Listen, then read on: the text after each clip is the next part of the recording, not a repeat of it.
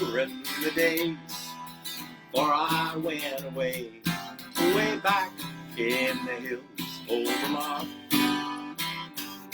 And the orchard on the hill, I think I see it still, way back in the hills of old Vermont.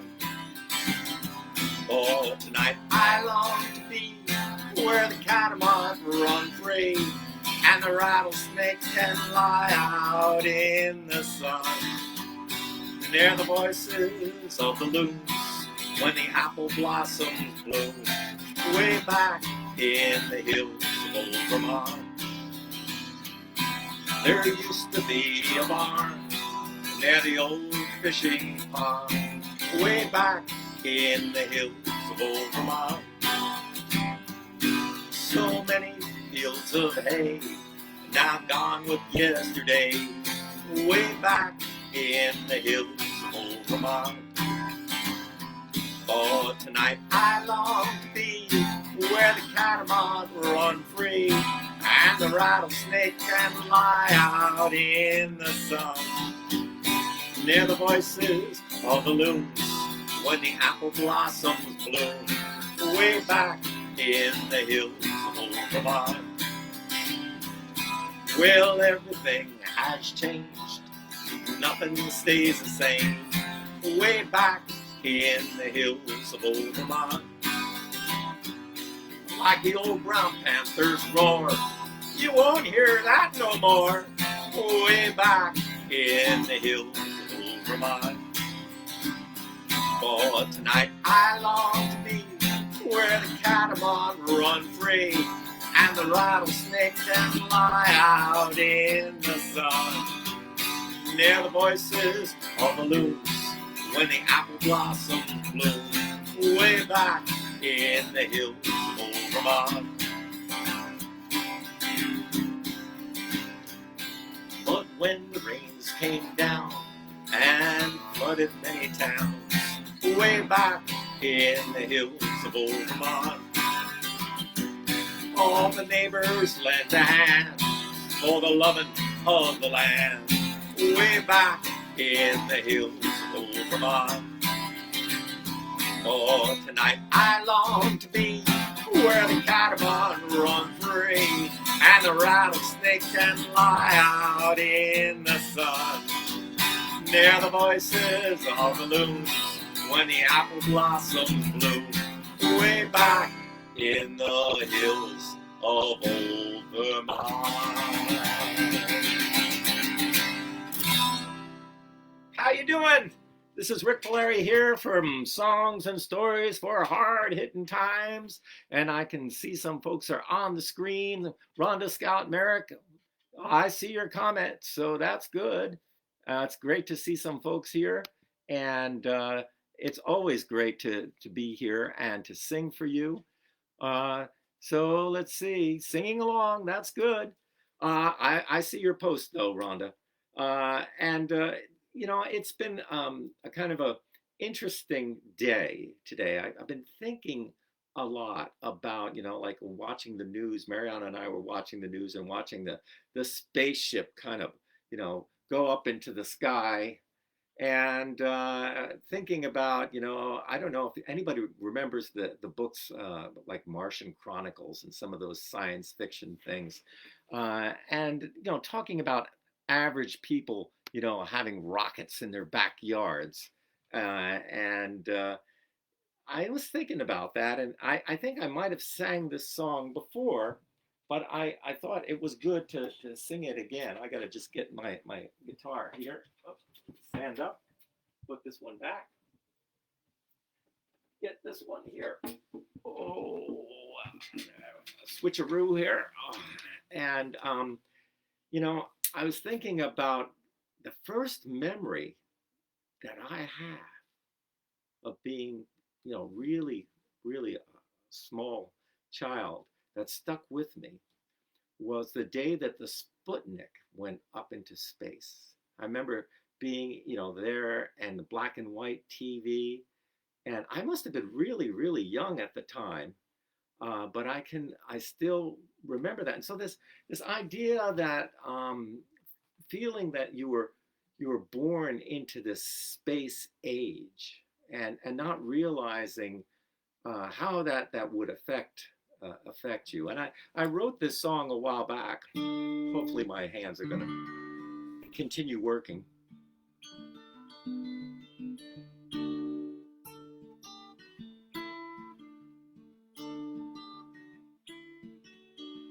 Child of the 60s, you watched that Sputnik fly, watching TV. Oh, let's try that again.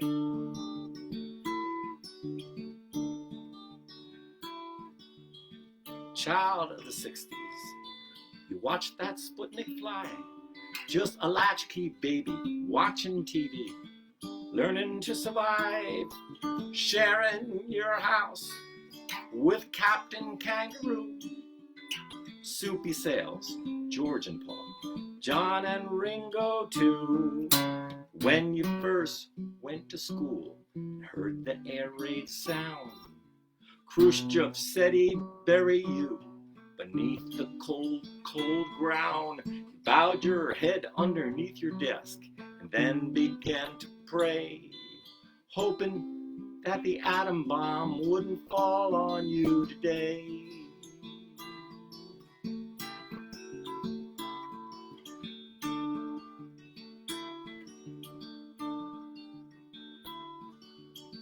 Child of the 60s, you watched your heroes die, murdered by assassins right before your eyes. Jackie in her bloody dress, Martin laying on his side, Bobby's face chasing death made you weep and cry. Bloodstains on the TV set, the flag flown at half-mast. Your hopes for the future were buried with the past. Camelot is burning, the walls are tumbling down. Dreams are forsaken, then buried in the ground.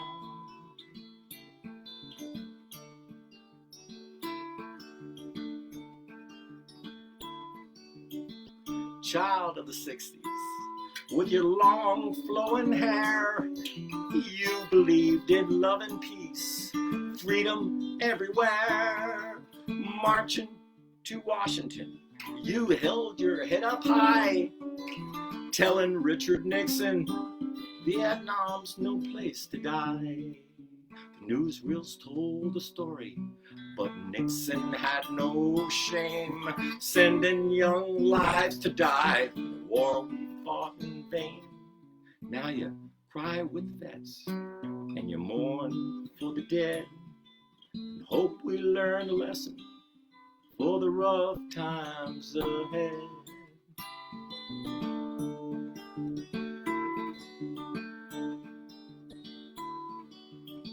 Child of the 60s, not living in the past, trying to hold on to a world that's spinning fast.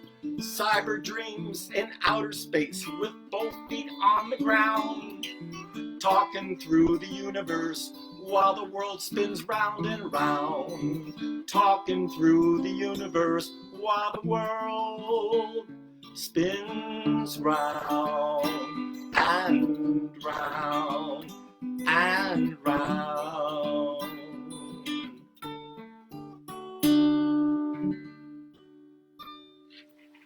Child of the 60s. And that was, I was thinking about that, and I thought that I'd share a story with you from my book, Banjo Man, about that time period in my life. It was kind of funny because I was still just a young kid in school, you know. I think I was in junior high school, the last year of junior high school. And I heard about this march against the war, against the Vietnamese War in Washington, D.C. And I thought that I should go there. Of course, my parents weren't thinking that I should go there. So I did what a kid of that age would do, is I got up early in the morning and I jumped out my bedroom window and I just ran and I went all the way out into the highway and stuck out my thumb. And that's where this adventure begins. By 1969, more and more young kids were getting involved in political issues and growing their hair long. In those early days, growing your hair was a symbol of your political convictions. It meant that you were part of the counterculture opposed to the Vietnam War. My father was not thrilled with his son's hair slowly starting to creep over his ears, and we got into fistfights over the length of my hair. Long hair became the issue of the day. Parents and teachers hated it. It divided classmates and encouraged police harassment. In spite of all the hassles, it seemed to be worth it as it symbolized freedom. As I was a younger member of the hippie culture, yeah, like really, really young, I was filled with optimism and determination. When the news spread through our school that there was going to be a march on Washington, D.C. against the Vietnam War, I knew I just had to go. My parents caught wind of my plan, and I was told I could not leave the house. Early in the morning, I grabbed my sleeping bag, opened my bedroom window, jumped out, and ran down the road. When I reached the New Jersey Turnpike, I stuck out my thumb and was picked up by a carload of long hairs headed to the march. When we reached Washington, D.C., I made my way through a sea of faces and camped out in a large field near the Washington Monument. The next morning, people poured in from all over America. As the day went on, more and more people tried to squeeze in closer to the stage. People started stripping off their clothes in the hot sun, and they danced to the music of the Beach Boys. It was quite a scene, with naked women dancing, police helicopters buzzing overhead, and a huge flag of the Viet Cong army flying in the breeze.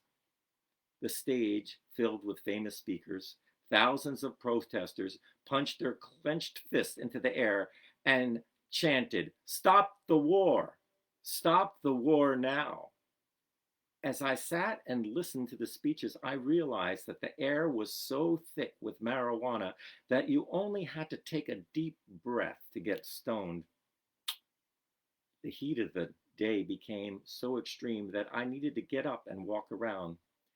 As I made my way to the line of porta potties, I saw something that stopped me right in my tracks.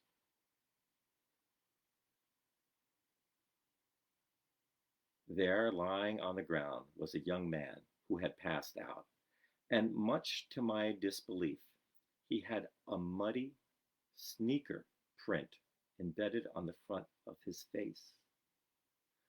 I just could not believe that someone would care so little about another human that they could step on their face. I began to get a sickening feeling about the whole scene. I went and got my sleeping bag and just kept walking until I made my way back out to the highway, where I stuck out my thumb and headed back home. On my way, I was picked up by a soldier who had just come back from Vietnam.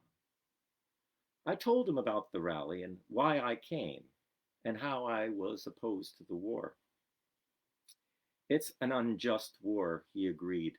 "We should get out now." We talked about his experience in Vietnam.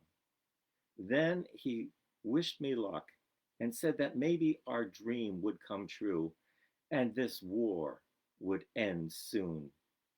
As he drove away, I realized that I had learned more from talking to this soldier than I had from hours of speeches at the rally. I was almost 14, but I was already experiencing another side of life. it was one of those moments that you have, even in my young life, that I realized that for me, the important thing was to listen, to listen to people, listen to what they have to say. And then, and then once you get all of the different facts together, then you can maybe make some decisions about things. And so that was an important moment for me, even at that young stage of life. And, of course, I've been to many, many marches since then, uh, especially in my younger days. I was always, out there trying to make sure that when things were unjust, when I felt that my voice needed to be raised, that I could do it, and I could go there, and using the talent that I was given, that I could help and play a song to get people singing, and make the march more fun. I guess that's the way that I've always looked at it. Is the way that things, once you can make a simple task more fun, if we're all together marching and then we start singing, that really galvanizes a group of people. I mean, today it's a little bit different. I'm, like I said, I'm an old dinosaur now, and so it's a lot of the younger people don't quite see it that way. They would rather chant. They don't necessarily like people singing the old songs, but I still think it's important. And so whenever I'm out there marching, some of the other old dinosaurs, we're all there singing the old songs, because everybody has their way of relating in this world. And I think that you know it's not like you have to let the young people do things in their own way, because they're the ones who are leading.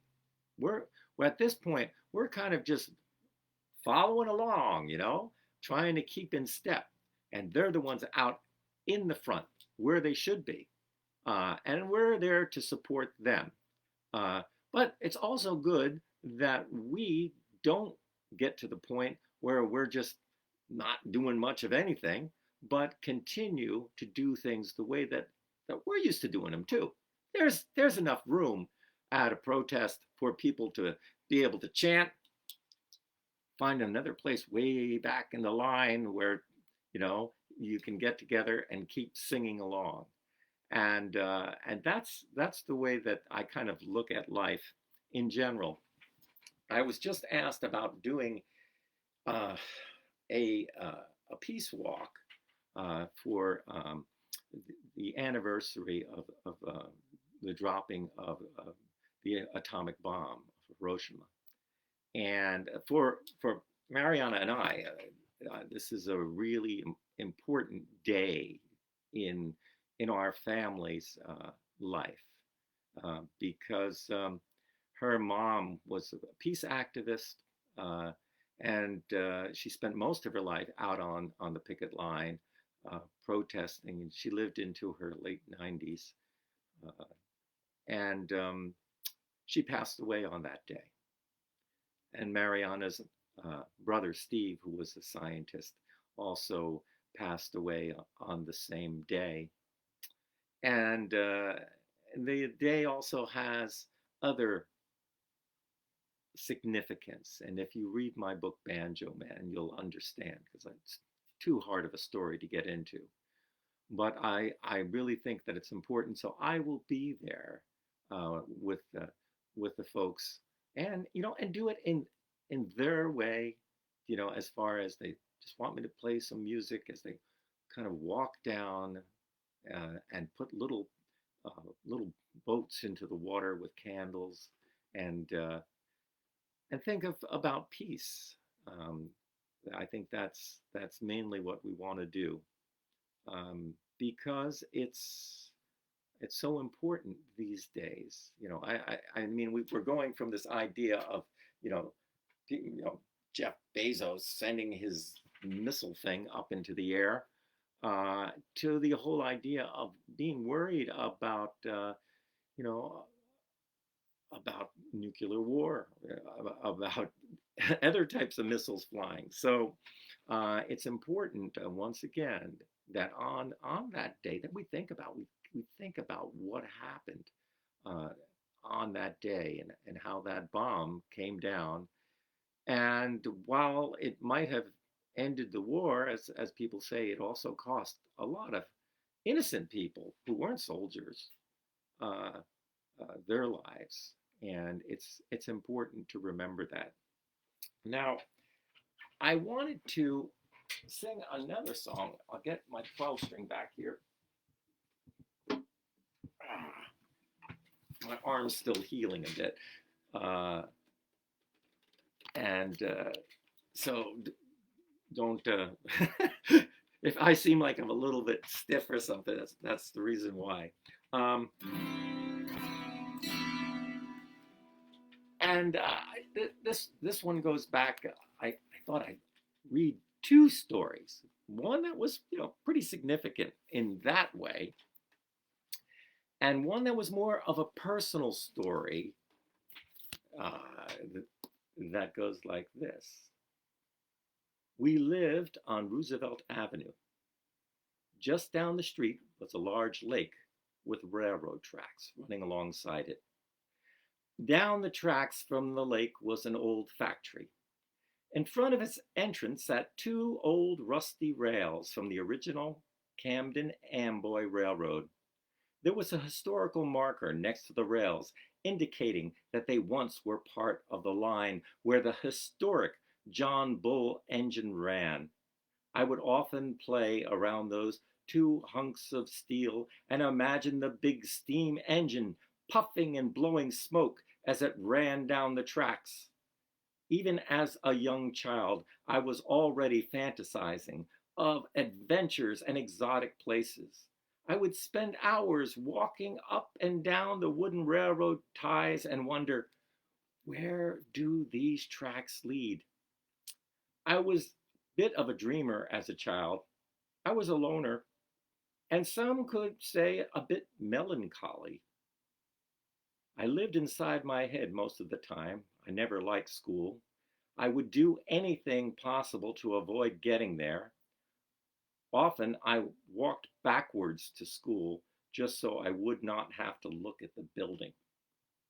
As I got older, I found a more exciting way to reach the school.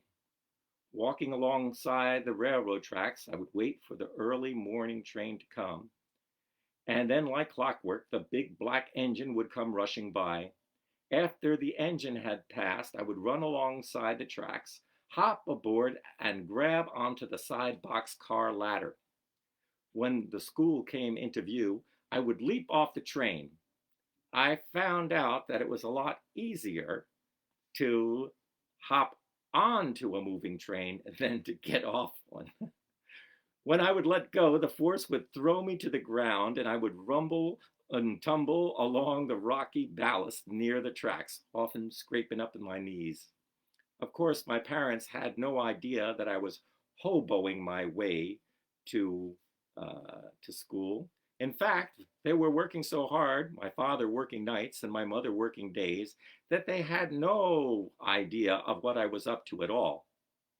With my father asleep in the house, I would always try to hang out with the older kids. These young adolescents did not like the idea of having a young kid spoiling their good time, and they were often downright mean. We used to hang out in the woods next to the lake right behind the railroad tracks. One cold November day, my older friends were busy building a raft. Being curious, I asked them if I could help. Why, sure, you can help, they said. You can be our test pilot. Then, after the raft was lashed together, they told me to climb aboard as they pushed the raft into the lake. Of course, there was one big problem. I didn't have a paddle. The boys laughed as the raft drifted further out into the lake. I got scared and started crying. How do I get back? I hollered. Jump and swim, they said, laughing. I really had no choice, for I was now almost in the middle of the lake. So I jumped into the water. It was cold as ice. I swam back to the shore and climbed out of the freezing water, soaked to the bone. By this time, the boys had started a little campfire and told me to stand next to it to dry off. Then one boy suggested that to really get dry, I should take off my clothes and hold them over the fire. Little did I know that these kids were scheming up a plan. Once I had removed all my clothes, they grabbed them and threw them into the flames. As waterlogged as my clothes were, when they flew into the hot fire, they started burning. The boys were howling with laughter as they ran away into the woods. I was standing naked by the fire, watching my clothes burn. I did not know what to do. I had no clothes, and it was a long way home. I hid in the woods and waited for the sun to go down, then slowly made my way home, hiding behind trees and bushes all the way. Yep, kids can be mean. Bullies, bullies. And of course, when you're just a really little kid, you get bullied around a lot. And so my young life was just filled with that kind of stuff because I was the only child for until I was 11 years old, and my sister Lisa came. So I spent a lot of time alone, and those were dark days. They were very dark days for me. They weren't very pleasant. I hated school. I didn't have a lot of friends, and it was just pretty awful. And there were other things. My father was a pretty violent guy, and he was working at a job that he hated, and oftentimes he would take it out on me. Uh, and so I became like a punching bag. So I was getting bullied by this person, and bullied by my father, bullied by the teachers. Yeah, I mean, sometimes the teachers back then were mean. I remember this one teacher one time grabbing me so hard that she took her nails and put them right into my skin. I can remember another time this jerk of a teacher, Mr. Holly, I'll say his name because he was such a jerk. He one time I was in high school at this point, and he waited for me to uh, the alarm rang, and I came in, and like I knew that I wasn't going to be late, and he was waiting for me with his fist like this and hit me right in the face, and I just flew against the lockers.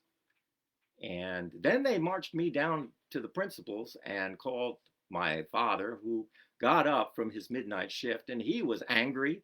And so then I got hit by him. Oh, like I said, life really was really rough back then.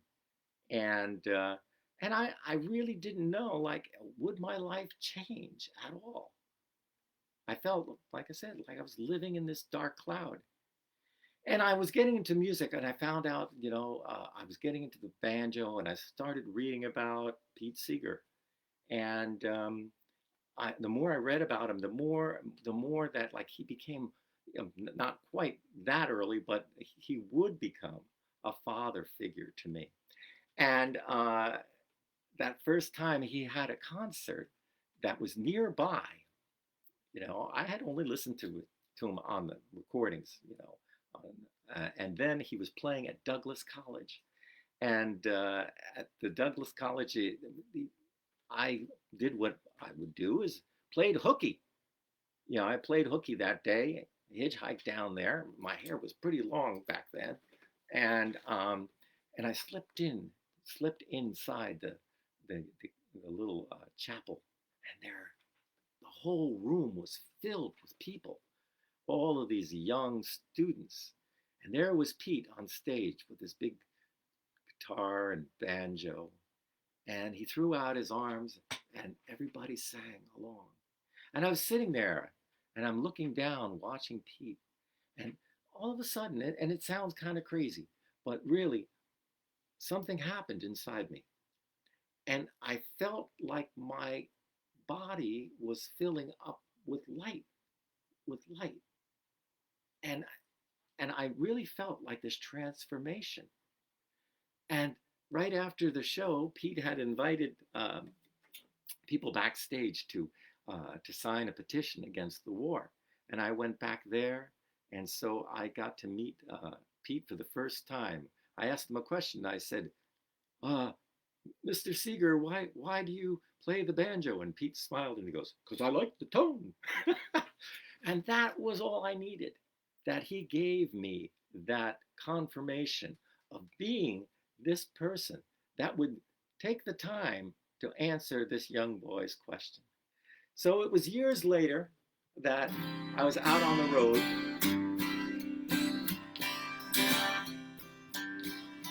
doing these school shows. I was driving my Volkswagen Rabbit car. It was a diesel. And I was out west, and I went to go get the diesel, and a big truck stops because they didn't have a separate pump for diesel back then.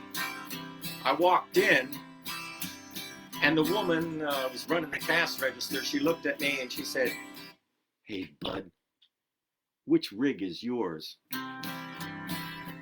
Well, I looked at her and I pointed to that tiny little Volkswagen Rabbit car amongst all of these huge semi-trucks. And she looked at me and said, "Honey, you're just a car, but you'll be a truck someday." Well, I got so excited and I felt empowered, and I decided that I would write a song, and you'll hear some of my childhood memories in that. You're just a car, you'll be a truck someday. Then you'll be driving down your own highway. You won't be listening to what I say. You're just a car, you'll be a truck someday. There was a time when I was just like you.